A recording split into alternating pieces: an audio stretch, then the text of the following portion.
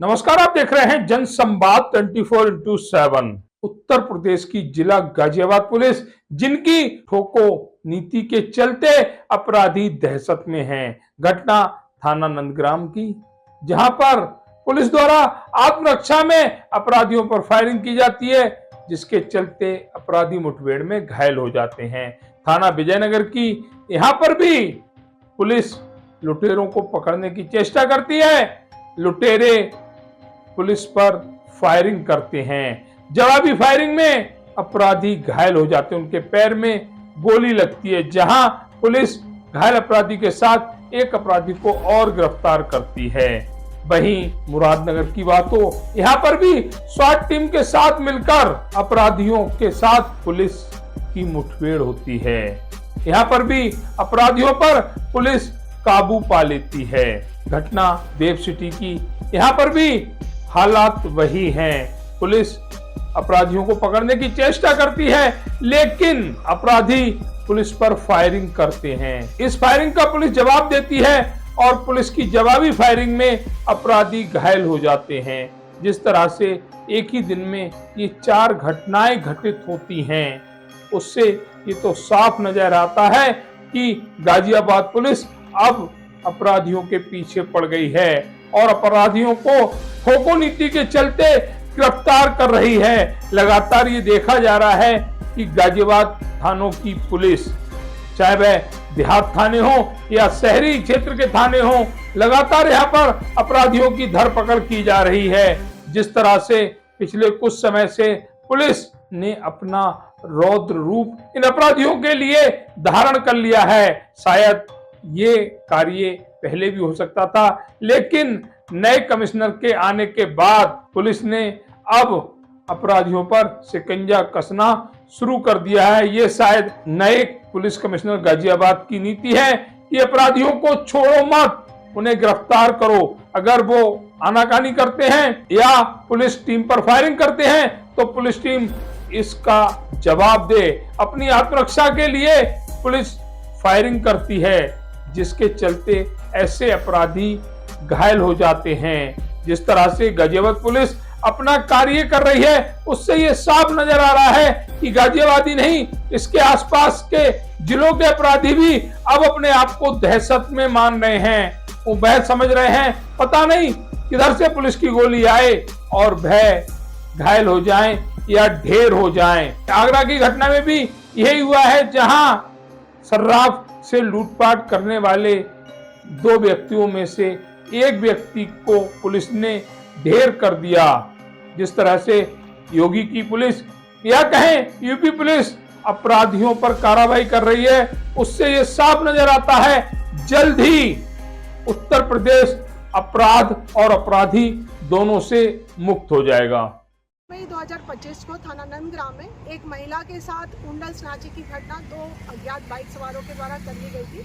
थाना हाजा पे प्राप्त होती ही सूचना उचित धाराओं में मुकदमा पंजीकृत करा दिया गया था और तत्काल टीमों का गठन किया गया था, जिनके द्वारा लगातार इस तरह के अपराधियों के संबंध में और संदिग्ध बाइक सवारों की सघन चेकिंग करी जा रही थी। इसी सिलसिले में आज शाम को रोटरी गोलचक्कर के पास 2 बाइक सवारों को पूछताछ के लिए रोका गया था और उनको संदिग्ध लगने पर उनको हिरासत में लिया गया था, जिनसे पूछताछ के बाद ये प्रकाश में आया था कि ये पूर्व से भी कमिश्नरेट गाजियाबाद में अलग अलग थाना क्षेत्रों में इस तरह की लूट और स्नैचिंग की घटनाएं करते हैं और इनके द्वारा कल भी जो थाना नंदग्राम में ये घटना हुई थी उसका कबूल किया गया था कि उनके द्वारा ही ये घटना की गई थी। इनके नाम क्रमशः 2 अभियुक्तगणों के सुहेल उर्फ सुहेब है और दूसरा व्यक्ति शकील था। दोनों थाना मधुबन बापू धाम के रहने वाले थे। इनसे पूछताछ के बाद इनके द्वारा कल जो लूटा गया छीना गया कुंडल था, उसकी बरामदगी के लिए जब प्रयास किया गया तो सुहेब के द्वारा पुलिस टीम को कच्चे रास्ते पे गौशाला के पास ले जाया गया, जहां पहले से उसके द्वारा छुपा करके तमंचा रखा गया, जिससे पुलिस टीम पे उसके द्वारा जानलेवा फायर किया गया। इस संबंध में उसको सरेंडर करने के प्रयास में भी वो नहीं माना, जिससे पुलिस टीम को अपने आत्मरक्षा गोली चलानी पड़ी, जिसमें सुहेब को गोली लग गई और उसको तत्काल मौके पे प्राथमिक चिकित्सा दे करके उसको अस्पताल के लिए रवाना कर दिया गया।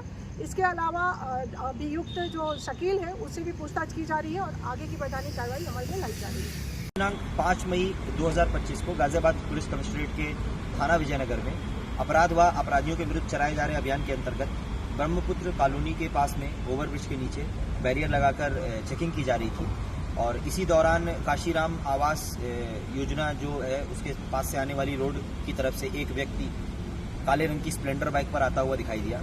पुलिस बल को जब यह व्यक्ति संदिग्ध प्रतीत हुआ और इसे रोकने के लिए प्रयास किया गया तो इस व्यक्ति ने रुकने के स्थान पर ये इधर कब्रिस्तान की तरफ जो अंधेरा रास्ता जा रहा है उस तरफ अपनी बाइक को भगा दिया।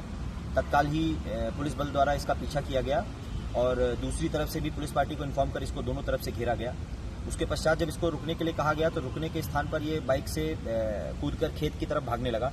पुनः जब पुलिस पार्टी द्वारा इसे रुकने के लिए कहा गया तो इसके पास एक तमंचा था और उस तमंचे से इसने पुलिस दल पर फायर झोंक दिया और बचाव में पुलिस को भी अपने रक्षार्थ फायरिंग करनी पड़ी जिसमें इस व्यक्ति के पैर में गोली लगी है।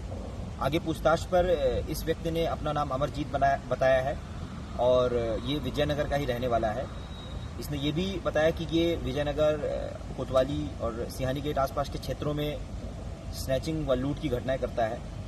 अभी इस व्यक्ति के पास से यहाँ पर 17,000 कुल 31,140 रुपये, एक तमंचा, 2 जिंदा कारतूस, एक खोखा कारतूस, काले रंग की स्प्लेंडर बाइक बरामद हुई है। ये बाइक भी लूनी से चोरी की है। इसने ये भी बताया कि इसने दिनांक 21 मार्च को सिद्धार्थ विहार विजयनगर में और दिनांक 15 अप्रैल को रेलवे स्टेशन गाजियाबाद में महिला के साथ ट्रेन में जो चेन स्नैचिंग की घटना हुई थी और साथ ही सिहानी गेट में महिला के साथ जो चेन स्नैचिंग की घटना हुई थी, इन तीनों घटनाओं को इसी व्यक्ति ने कारित किया गया था। तत्काल इस व्यक्ति को प्राथमिक उपचार हेतु भिजवाया गया है। इस पूरे प्रकरण में आगे की छानबीन की जा रही है और विधिक कार्रवाई को पूर्ण किया जा रहा है।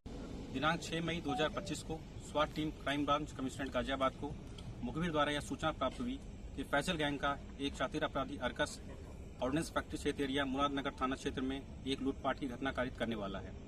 इस सूचना पर स्वाट टीम क्राइम ब्रांच एवं मुरादनगर थाना क्षेत्र संयुक्त रूप से ऑर्डिनेंस फैक्ट्री क्षेत्र एरिया में चेकिंग अभियान प्रारंभ कर दिया गया। इसी दौरान एक संदिग्ध व्यक्ति मोटरसाइकिल से आता हुआ दिखाई दिया है, जिसे रोकने का इशारा किया गया, परंतु वह व्यक्ति मोटरसाइकिल घुमाकर भागने का प्रयास करने लगा। इसी दौरान मोटरसाइकिल फिसल कर गिर गई। व्यक्ति द्वारा पुलिस बल पर जान से मारने की नियत से फायरिंग प्रारंभ कर दी गई। पुलिस बल द्वारा भी आत्मरक्षार्थ जवाबी फायरिंग की गई। इस फायरिंग में व्यक्ति घायल होकर गिर पड़ा। पूछताछ के दौरान व्यक्ति ने अपना नाम अर्कस पुत्र रियाजुद्दीन बताया है।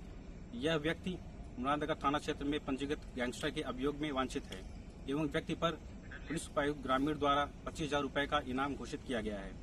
व्यक्ति के पास से एक अवैध तमंचा, एक अदद खोखा कारतूस एवं एक जिंदा कारतूस के साथ साथ विभिन्न घटनाओं में प्रयुक्त होने वाली घटना की चोरी की हुई मोटरसाइकिल भी बरामद हुई है। व्यक्ति के एक पैर में गोली लगी है। व्यक्ति का प्राथमिक उपचार कर दिया गया है एवं अग्रिम उपचार के हेतु अस्पताल भेजा जा रहा है। अग्रिम वैधानिक कार्रवाई की जा रही है। आज दिनांक 6 मई 2025 को रात्रि करीब 1:30 बजे के आसपास जब मुखबिर खास की सूचना से एसओ क्रॉसिंग को ये पता चला कि चित्रावन सोसाइटी में एक लैपटॉप चोरी करने वाला गैंग 4 व्यक्तियों, 2 बाइक और एक ऑटो के साथ मौजूद है, तो वो अपने टीम के साथ वहां निकल पड़ी। टीम को देखते हुए ये चारों व्यक्ति वहां से 2 बाइक पे सवार होकर रिजपालगढ़ी की पुलिया की तरफ भागने लगे। ये देखते हुए एसओ क्रॉसिंग ने अपनी टीम जो यहाँ पे लगी हुई थी चेकिंग के लिए, उनको सूचित कर दिया। रिजपालगढ़ी पुलिया के यहाँ पे पहुँचने पर पुलिस टीम को देखते हुए इन 4 व्यक्तियों ने जो है भागने की कोशिश की और इनके ऊपर, पुलिस टीम के ऊपर फायर कर दिया तमंचे से।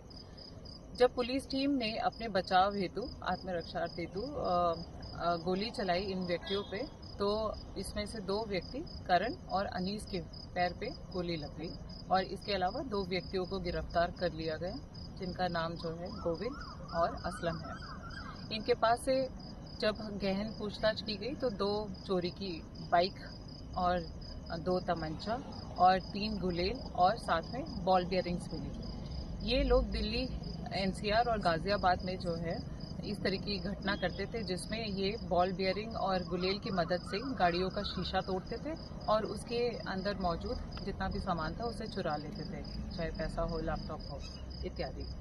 जब इनके पास से और सर्च किया गया तो 8,500 रुपये भी मिले। तो पूछताछ पे ये पता चला कि दिनांक 29/4/2025 को क्रॉसिंग रिपब्लिक में एक चोरी की घटना हुई थी जिसमें इन्होंने 45,000 रुपये चुराए थे। वो उसी का हिस्सा था। घायल होने के कारण इनको उपचार हेतु सरकारी हॉस्पिटल पहुंचा दिया गया और अग्रिम वैधानिक कार्रवाई की जा रही है। अगर जनसंवाद की खबर आपको लगती है अच्छी और सच्ची तो हमारे चैनल को लाइक और सब्सक्राइब करें, बेल आइकन बटन को प्रेस करना ना भूलें, जिससे कि हमारे और आपके बीच की दूरी कम हो, हम हमेशा आपके साथ अपडेट रहें।